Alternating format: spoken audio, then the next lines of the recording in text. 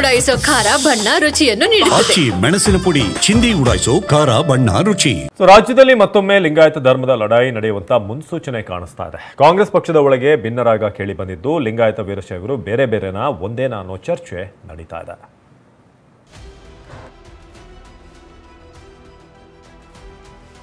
ತಣ್ಣಗಿದ್ದ ಲಿಂಗಾಯತ ಪ್ರತ್ಯೇಕ ಧರ್ಮದ ಕೂಗು ಸ್ಫೋಟಗೊಂಡಿದೆ. ಲಿಂಗಾಯತ ಧರ್ಮಕ್ಕೆ ಜೊತೆಗೇನೆ 2018ರಲ್ಲಿ ನಡೆದಂತೆಯೇ ಕಾಂಗ್ರೆಸ್ನ ಲಿಂಗಾಯತ ನಾಯಕರಲ್ಲೇ ಭಿನ್ನರಾಗ ಶುರುವಾಗಿದೆ. ಅದರಲ್ಲೂ ಪ್ರತ್ಯೇಕ ಧರ್ಮ ಪರ ಇರುವ ಎಂಬಿ ಪಾಟೀಲ್ ಹಾಗೂ ವೀರಶೈವ ಮತ್ತು ಲಿಂಗಾಯತರು ಒಂದೇ ಎನ್ನುವ ಈಶ್ವರ್ ಖಂಡ್ರೆ ನಡುವೆ ಮಾತಿನ ಜಟಾಪಟಿ ಮುಂದುವರೆದಿದೆ. ಒಬ್ಬರ ಹೆಸರು ಮತ್ತೊಬ್ಬರು ಹೇಳದ್ದೇನೆ ಮಾತಲ್ಲೇ ಏಟು ಎದುರೇಟು ಕೊಡ್ತಿದ್ದಾರೆ. ಅವರು ಯಾರು ಡಿವೆಲ್ ಸ್ಟ್ಯಾಂಡ್ ಇದೆಯಲ್ಲ ಆ ಡಿವೆಲ್ ಸ್ಟ್ಯಾಂಡ್ ಇದ್ದವ್ರು ಯಾರನ್ನೂ ಕರೆದಿಲ್ಲ. ಏನು ಬಸವಣ್ಣ ನಿಮ್ದೇನು ವೈಯಕ್ತಿಕ ಖಾಸಗಿ ಆಸ್ತಿನಾ? ಡಬಲ್ ಸ್ಟ್ಯಾಂಡ್ ಇರೋರು ಎಂದ ಎಂಬಿ ಪಾಟೀಲ್. ಬಸವಣ್ಣ ನಿಮ್ಮ ಆಸ್ತಿನಾ ಅಂತ ಖಂಡ್ರೆ ಖಡಕ್ ಪ್ರಶ್ನೆ.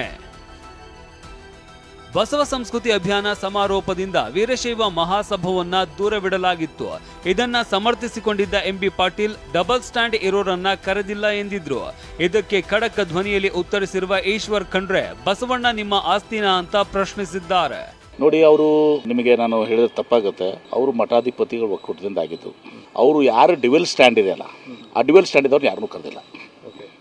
ಇಷ್ಟು ಮೇಲೆ ಅರ್ಥ ಮಾಡ್ಕೊಳ್ಳಿ. ಇವತ್ತು ಅವ್ರು ಹೇಳಿಕೆ ಕೊಡ್ತಾರೆ, ದ್ವಂದ್ವ ನಿಲುವು ಇದ್ದವರಿಗೆ ನಾವು ಆಹ್ವಾನ ಮಾಡಿಲ್ಲ. ಅರೆ ಮತ್ತೆ ಹಾಗಿದ್ರೆ ಮೊದಲೇ ಹೇಳ್ಬೇಕಾಗಿತ್ತು. ಏನ್ ಬಸವಣ್ಣ ನಿಮ್ದೇನು ವೈಯಕ್ತಿಕ ಖಾಸಗಿ ಆಸ್ತಿನಾ? ನಿಮ್ಗೆ ಸೀಮಿತವಾಗಿದ್ದವ್ರು ಇದ್ದಾರೆ ಬಸವಣ್ಣನವರು. ಅದಕ್ಕೆ ಹೇಳಿದೆ ನಾನು, ಬಸವಣ್ಣನವರಿಗೆ ಸೀಮಿತವಾಗಿ ಮಾಡುವಂತದ್ದು ಅವಶ್ಯಕತೆ ಇಲ್ಲ, ಅದು ಅಕ್ಷಮ್ಯ. ಹೀಗೆ ಬಸವಣ್ಣ ವಿಚಾರವಾಗಿ ಜಟಾಪಟಿನೇ ನಡೀತಾ ಇದೆ. ಸಮುದಾಯದ ಕೆಲ ನಾಯಕರು ಬರೀ ಲಿಂಗಾಯತ ಅನ್ನೋದನ್ನ ಅಷ್ಟೇ ಪ್ರಸ್ತಾಪಿಸ್ತಾ ಇದ್ದಾರೆ. ಆದ್ರೆ ಈಶ್ವರ್ ಖಂಡ್ರೆ ನಾವು ಬೇರೆ ಬೇರೆ ಅಲ್ಲ ಒಂದೇ ಅಂತಿದ್ದಾರೆ. ಕೆಲವರು ಸ್ವಾರ್ಥಕ್ಕಾಗಿ ಇವತ್ತು ವೀರಶೈವ ಬೇರೆ ಲಿಂಗಾಯತ ಬೇರೆ ಅನ್ನುವಂಥದ್ದು ಕೂಗು ಅಲ್ಲಿ ಇಲ್ಲಿ ನಡೀತಾ ಇರ್ತಕ್ಕಂಥದ್ದಕ್ಕೆ ನಾವು ಹೇಳಿದ್ದು, ಕೇಂದ್ರ ಸರ್ಕಾರ ಇವತ್ತು ನೇರವಾಗಿ ಪ್ರಸ್ತಾವನೆ ಇದರ ಅಧ್ಯಯನವನ್ನು ಮಾಡಿ ಅವರು ಮಾಡಲಿಕ್ಕೆ ಅವರಿಗೆ ಅಧಿಕಾರ ಇದೆ. ಹೀಗಾಗಿ ಕೇಂದ್ರದ ಮೇಲೆ ಜವಾಬ್ದಾರಿ ಇದೆ. ಕೇಂದ್ರ ಸರ್ಕಾರ ಇದರ ಬಗ್ಗೆ ಪರಿಶೀಲನೆ ಮಾಡಿ ಎಲ್ಲರನ್ನೂ ಸೇರಿಸಿಕೊಂಡು ಇದಕ್ಕೆ ಮಾನ್ಯತೆ ಕೊಡಬೇಕು ಅನ್ನುವಂಥ ವಿನಂತಿಯನ್ನು ಮಾಡುತ್ತಾರೆ. ಮತ್ತೊಂದೆಡೆ ದಾವಣಗೆರೆ ಸಂಸದೆ ಪ್ರಭಾ ಮಲ್ಲಿಕಾರ್ಜುನ ಪ್ರತ್ಯೇಕ ಧರ್ಮದ ವಿಚಾರದಲ್ಲಿ ಸ್ಪಷ್ಟ ನಿಲುವು ಬಹಿರಂಗಪಡಿಸೋದಕ್ಕೆ ಹಿಂದೇಟು ಹಾಕಿದ್ದಾರೆ. ಇದನ್ನ ಇನ್ನ ಸುದೀರ್ಘ ಚರ್ಚೆ ಆಗಿ ಮಾತಾಡೋದು ಸೂಕ್ತ ಅನಿಸುತ್ತೆ ನನಗೆ. ಸಮಾಜವನ್ನು ಮುಖ್ಯಸ್ಥರು ಸಭೆಗಳನ್ನು ಮಾಡಿ ಒಂದು ಒಳ್ಳೆ ತೀರ್ಮಾನಕ್ಕೆ ಬಂದರೆ ಅದು ಸೂಕ್ತ ಅನಿಸುತ್ತೆ. ವೀರಶೈವ ಲಿಂಗಾಯತರ ನಡುವೆ ಈ ಗೊಂದಲದ ಬಗ್ಗೆ ಗೃಹ ಸಚಿವ ಪರಮೇಶ್ವರ್ ಕೆಲವು ಸಲಹೆ ಕೊಟ್ಟಿದ್ದಾರೆ. ಧರ್ಮ ಒಂದೇನಾ ಬೇರೇನಾ ಅಂತ ಮೊದಲು ಬಗೆಹರಿಸಬೇಕು ಎಂದಿದ್ದಾರೆ. ಲಿಂಗಾಯತ ಧರ್ಮ ವೀರಶೈವ ಧರ್ಮ ಇದು ಬಗೆಹರಿಬೇಕು. ಇದು ಬೇರೆನಾ ಒಂದೇನಾ ಅಂತ ಅದನ್ನ ಅವರೇ ತೀರ್ಮಾನ ಮಾಡಬೇಕು. ಲಿಂಗಾಯತ ಸಮುದಾಯದವರು ಮತ್ತು ವೀರಶೈವ ಸಮುದಾಯದವರು ನಾವೇ ಬೇರೆ ಅನ್ನುವಂಥ ಮಾತುಗಳನ್ನು ಕೇಳ್ತಾ ಇದ್ದೀವಿ ಪ್ರತಿ ದಿವಸ. ಮೊದಲು ಅದನ್ನ ಸರಿಪಡಿಸ್ಕೊಂಡ್ರೆ ಎಲ್ಲವೂ ಸರಿ ಆಗುತ್ತೆ. ಇನ್ನು ಲಿಂಗಾಯತರಿಗೆ ಇಲ್ಲದ ಉಸಾಬರಿ ಸಿದ್ದರಾಮಯ್ಯಗೆ ಯಾಕೆ ಅಂತ ಛಲವಾದಿ ನಾರಾಯಣಸ್ವಾಮಿ ಪ್ರಶ್ನಿಸಿದ್ದಾರೆ. ಸಿದ್ದರಾಮಯ್ಯ ಜನಮಾನಸದ ನಾಯಕ ಅಂತ ಈಶ್ವರ್ ಖಂಡ್ರೆ ತಿರುಗೇಟು ಕೊಟ್ಟಿದ್ದಾರೆ.